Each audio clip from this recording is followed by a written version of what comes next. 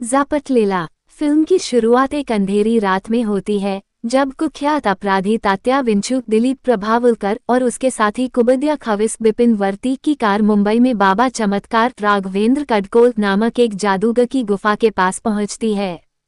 तात्या विंचू बाबा चमत्कार को मृत्युंजय मंत्र के लिए धमकाता है, जो एक जादू का मंत्र है जो जाप करने वाले की आत्मा को किसी भी जीवित या निर्जीव वस्तु में स्थानांतरित कर सकता है, और बाबा चमत्कार डर के मारे अनिच्छा से तात्या विंचू को मंत्र दे देता है।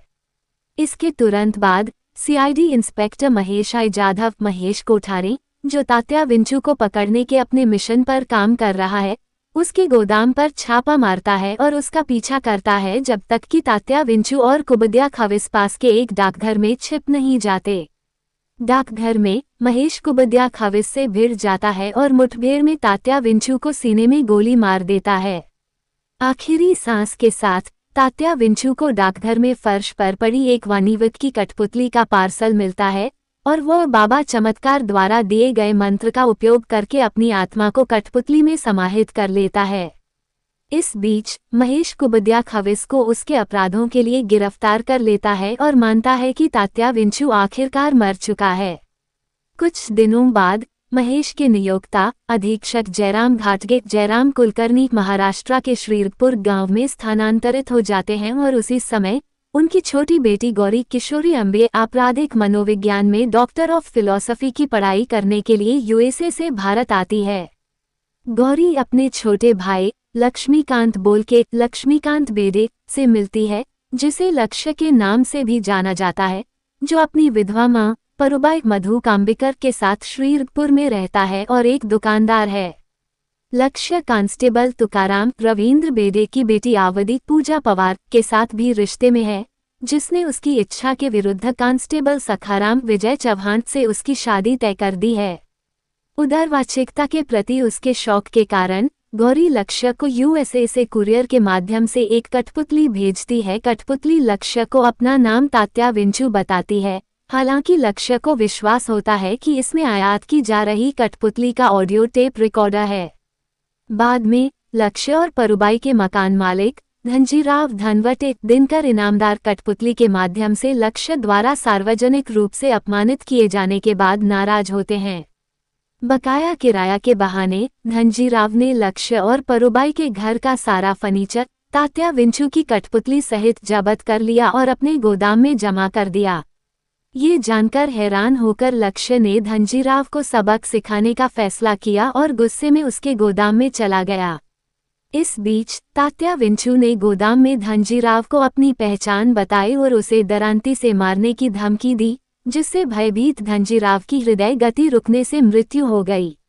धनजीराव की मृत्यु के तुरंत बाद के क्षणों में लक्ष्य गोदाम में पहुंचता है और धनजीराव को मृत पाकर चौंक जाता। तभी महेश भी गौरी और पुलिस के साथ घटनास्थल पर पहुंचता है और लक्ष्य को गिरफ्तार कर लेता है, क्योंकि वह मानता है कि उसने गुस्से में आकर धनजीराव की हत्या की है। जेल में लक्ष्य उसे यह समझाने की पूरी कोशिश करता है कि अपराधी तात्या विंचू है, वो नहीं, लेकिन महेश उसकी बात मानने से इनकार कर देता है और उसे मानसिक रूप से बीमार मानता है। हालांकि अगले दिन धनजीराव की पोस्टमार्टम रिपोर्ट लक्ष्य को निर्दोष साबित करती है और महेश उसे जेल से रिहा कर देता है।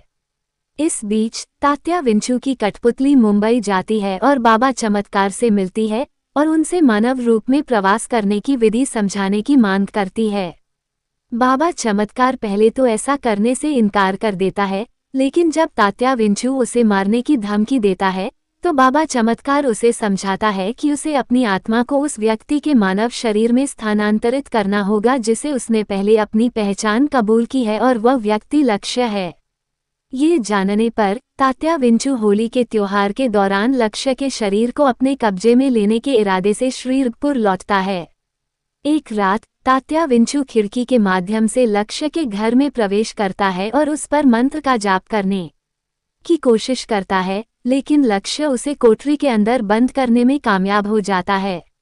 अगली सुबह आवदी तात्या विंचू की कठपुतली को कोठरी से बाहर निकालता है और उसे जमीन में दफना देता। तुकाराम और सखाराम का मानना है कि लक्ष्य मानसिक रूप से अस्थिर है और वे उसे जबरदस्ती श्रीरंगपुर के एक मानसिक चिकित्सालय में ले जाते हैं। उस रात गौरी तात्या विंचू की कठपुतली को अपने घर ले जाती है। जब तात्या विंचू अपनी असली पहचान बताता है और गौरी पर हमला करता है, जो उससे डरकर भागने में सफल होती है और महेश से मिलती है और उसे तात्या विंचू की सच्चाई बताती है।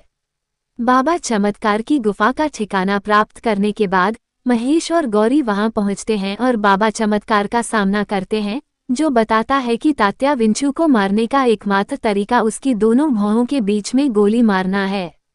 इस बीच तात्या विंचू लक्ष्य तक पहुंचने के लिए खिड़की के माध्यम से पागलखाने में प्रवेश करने की कोशिश करता है, जिससे लक्ष्य इतना डर जाता है कि आधी रात को मानसिक अस्पताल से वापस अपने घर भाग जाता है।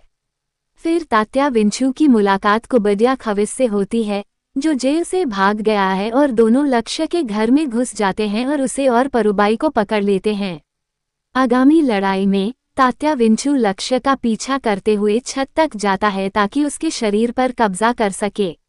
महेश कुबद्या खविस को घायल कर देता है और छत तक पहुंच जाता है, लेकिन तात्या विंचू महेश को छत से नीचे गिरा देता है, जिससे वह छत के किनारे पर लटक जाता है और लक्ष्य पर मंत्र का जाप करना शुरू कर देता है। जैसे ही तात्या विंचू आखिरी श्लोक बोलने वाला होता है, महेश छत पर वापस जाने में कामयाब हो जाता है और अपनी बंदूक से तात्या विंचू की दोनों भौहों के बीच गोली मार देता है। कठपुतली छत से नीचे गिर जाती है, अब बेजान हो चुकी है, और पुलिस एक बार फिर कुबद्या खविस को गिरफ्तार कर लेती है। अंत में तुकाराम और जयराम भी लक्ष्य और महेश की क्रमशः आवड़ी और गौरी से शादी के लिए सहमत हो जाते हैं।